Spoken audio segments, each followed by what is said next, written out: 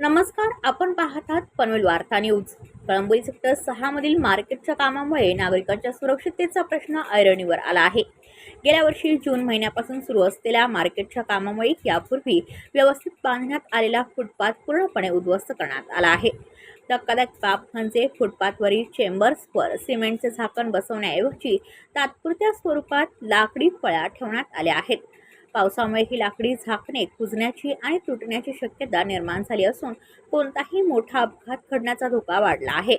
याच ठिकाणी लोखंडी पिलर रस्त्याच्या कडेला तसेच फुटपाथवर शेजारी बेफिकीरपणे टाकून देण्यात आले आहे। त्यामुळे महिला, ज्येष्ठ नागरिक, लहान मुले आणि पादचारी यांना जीव मुठीत धरून चालावे लागत आहे। स्थानिक नागरिकांच्या म्हणण्यानुसार या भोंगळ कामाबाबत महापालिकेकडे अनेकदा तक्रारी करण्यात आल्या, मात्र संबंधित कंत्राटदाराकडून कोणतीही दखल घेतली जात नसल्याचा आरोप नागरिकांनी केला आहे। याच परिसरातील आरक्षित भूखंड क्रमांक 3 क येथे दर्शनी फलकही जमिनीवर फेकलेला असून परिसराची अवस्था अत्यंत दयनीय झाली आहे। रस्ते चांगले झाल्यामुळे दुचाकीस्वार वेगाने वाहने चालवत आहेत। अशा परिस्थितीत फुटपाथच सुरक्षित नसल्याने पादचाऱ्यांच्या जीवाला गंभीर धोका निर्माण झाला आहे। आता प्रश्न असा आहे, या भोंगळ कामाला जबाबदार कोण? महापालिका की कंत्राटदार? मोठा अपघात झाल्यानंतरच प्रशासन जागे होणार का?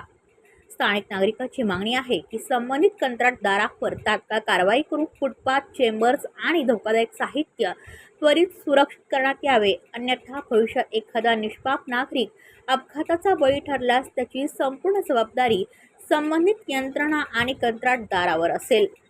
ब्युरो रिपोर्ट पनवेल वार्ता न्यूज। आपल्या परिसरातील बातम्या आमच्यापर्यंत पोहोचवण्यासाठी स्क्रीनवर दिलेल्या क्रमांकावर संपर्क साधू शकता। दूरध्वनी क्रमांक 8652414343।